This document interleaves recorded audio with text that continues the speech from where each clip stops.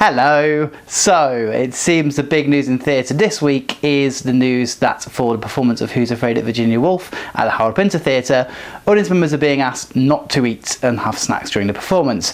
Now, this is something that star Imedla Staunton has kind of rallied against previously, so it's become a bit of a kind of cause célèbre for people who are very angry about the amount of noisy food being eaten during performances. Me personally, I've got some issues with it.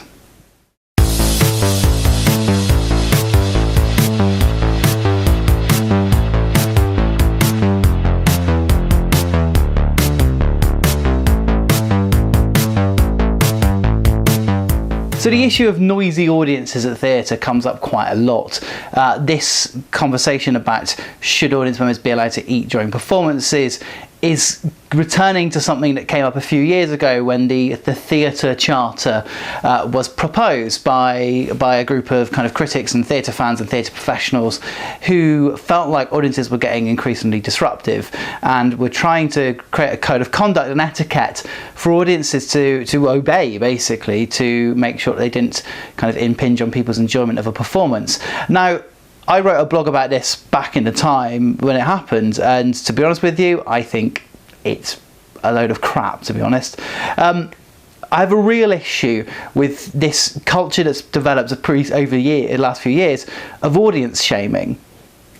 We're asking audiences to effectively be well-behaved school children rather than be naughty and do what they want to do. And I understand and I appreciate that noisy audiences can be disruptive. We've all been at performances where there are people talking on their phones or kids making a noise and people eating sweets. I get that that's frustrating. You know, I work in theatre and of course it feels like people aren't appreciating your work. But then they're buying tickets, and if we preoccupy ourselves with shaming the audience, then actually we're just driving a big wedge between us and them. I have a real issue with this idea that audiences have to be pretty much neutered. So the audience shaming that happens, now the stage, God love them, are really big proponents of this. They're frequently giving voice to these kind of opinion pieces that are saying audiences are terrible people and audiences don't respect the craft. I don't think that's true at all, and I feel like I want to try and redress the balance a little bit and defend audiences. Audiences, they come along to enjoy themselves, you know, and they do. And I think to pick on a few minor instances of people being noisy is then tarring everyone with the same brush. Now, I'm not saying I'm sitting there with a tube of Pringles eating crisp during the performance, but if I have to rush to get to see the show, I'm probably going to want to get a snack or something on the way in. Now, of course, like I say, there are degrees of this, and going, if you're sitting there munching away having a KFC bargain bucket during a performance in the audience, that's not cool. But it starts being a thing now of going, if you're saying to audiences, you cannot eat at all, then maybe people won't come to see the show. Maybe people would rather go home and have dinner. You know, some shows are quite long, and if you have to rush and not eat properly, and the expectation is that you don't have something to eat, you know, it's a degree of, you know, it's degrees of variation on this, and it is problematic. I understand that, but I feel like it's such an overkill response to something to say audiences cannot eat at all because they cannot be trusted to eat. There's a real issue I have with audience shaming, a real issue. You know, I work in a smaller scale of theatre, of kind of more fringe, kind of mid-scale. You know, I've worked in commercial, I've worked in West Endo, and I've been in West End theatres and I've seen what they're like. You know, I worked in an off West End theatre in London for some years as a front of house staff member, and we had a show where somebody came in absolutely smashed, basically, and were kind of smuggled in by a friend, and then during a very quiet kind of third act of the show kept asking why they couldn't hear the film. They were that drunk. Those things happen, and yeah, that's annoying.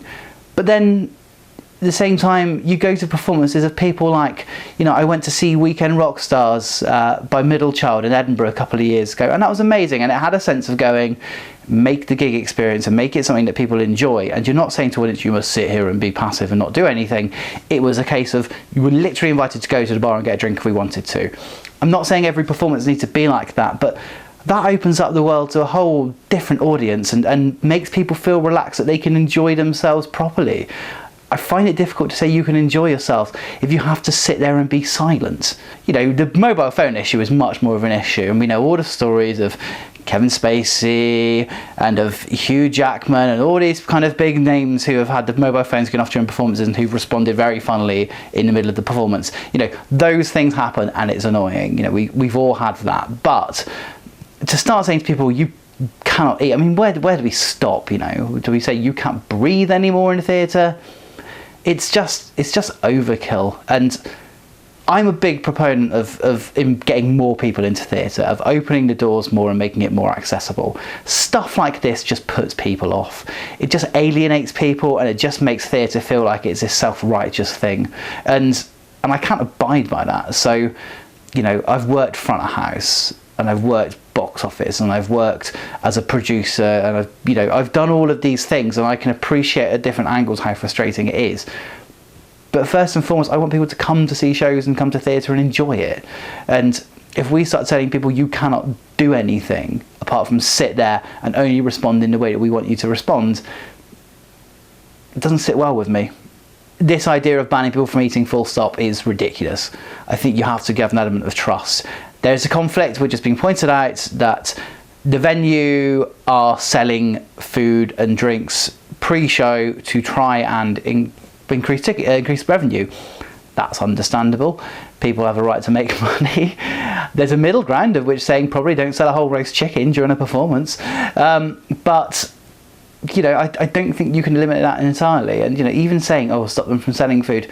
So what happens if somebody brings food in? I don't know what the solution is really to stop people from eating, but I think there are bigger things to deal with in the theatre business to kind of waste our time talking about this really, and to kind of put such a focus on it. So, you know, I think we need to get over ourselves a little bit about it. You know, let's trust audience members, and let's not take a few minor examples of people causing disruption to affect everybody else who comes along and does enjoy it. As soon as you start feeling like it's a regimented thing, you know, we're not a fascist dictatorship theatre. So let's just trust people, and let's just kind of roll with it really, and let's just focus on putting on the best work that we can rather than trying to tell our audiences exactly how to react.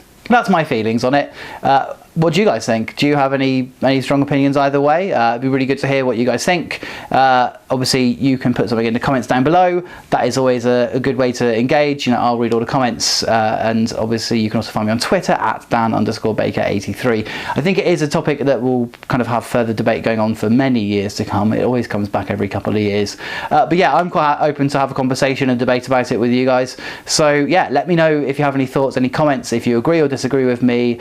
Don't forget to like the video, obviously subscribe if you haven't subscribed yet, and keep an eye out for any videos coming up soon. Thanks for watching guys, I'll see you next time.